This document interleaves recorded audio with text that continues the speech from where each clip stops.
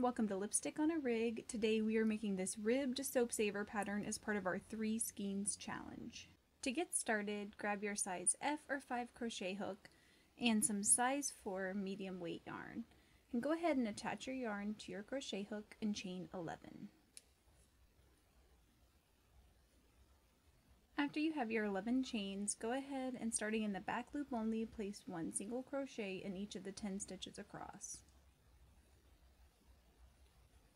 And when you get to the end of the row, instead of turning back and going back down the stitches we just created, we're actually going to turn our work and work in the front loops only of this chain stitch that we created. So go ahead and place a single crochet in each of those 10 front loops.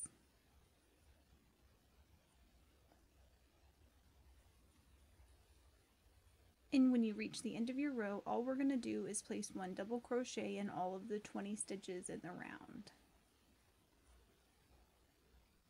1. And when you reach the end of your row, we are going to start by crocheting around the post. So we're not actually going to be inserting our hooks into the stitch, but the post stitch that it creates. So go ahead and yarn over for a double crochet and insert your hook around the post so that the post is sticking out in the front of your hook. And then you're going to pull through the rest of your stitch for the double crochet. So now for the next stitch, we're going to do the complete opposite. We're going to post around the back. So inserting your hook from the back to the front, and then back around to the back like that. Yarn over and pull through the rest of your stitch. And then we're going to go back to working in the front post like this. So just keep alternating between front and back, and I'll meet you back at the end of the row.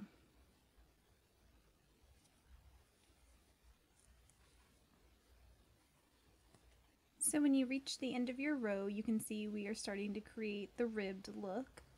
So what you're going to want to do is just continue to follow that pattern all the way around. So when you get to the end of your row like this, then all you're going to want to do is insert your hook into the front post of your stitch and the back post of the next stitch, just like you did before. It should be a little easier because you've already created the posts. And if for some reason your ridges aren't lining up, it just means that your count's off. So go ahead and keep going with this ribbed pattern.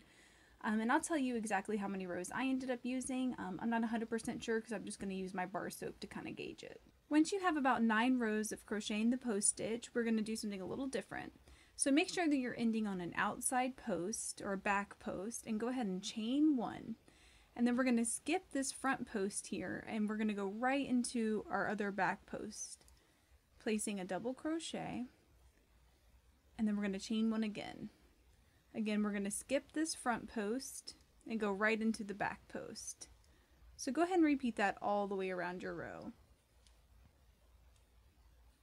So once you get to your last stitch here, go ahead and chain 1 like you would before, but instead of placing a double crochet in that post stitch, you're just going to want to place 1 slip stitch like that. And go ahead and tie off your yarn. So once you have your tails tucked and hidden away, if you're doing the 3 skein challenge along with me, then go ahead and grab your yellow yarn or any other color that you want if you're not. And we are just going to attach that yarn to our crochet hook and we are going to chain 40. Once you have your 40 chains, go ahead and just tie off your yarn. So now all you want to do is just weave this in and out of your holes that you created.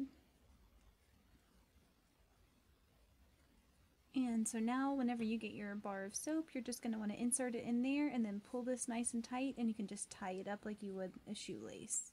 So now you're done and you've completed the ribbed soap saver, and this is part of our 3 skein challenge, so don't forget to check out the other videos in that series. Please let me know in the comments below if you experienced any issues while you were trying to create this, and I will do my best to help you out. If this video helped you, please give it a thumbs up and consider subscribing to my channel, Lipstick on a Rig. Thank you so much for working with me, and I hope you have a wonderful, awesome day.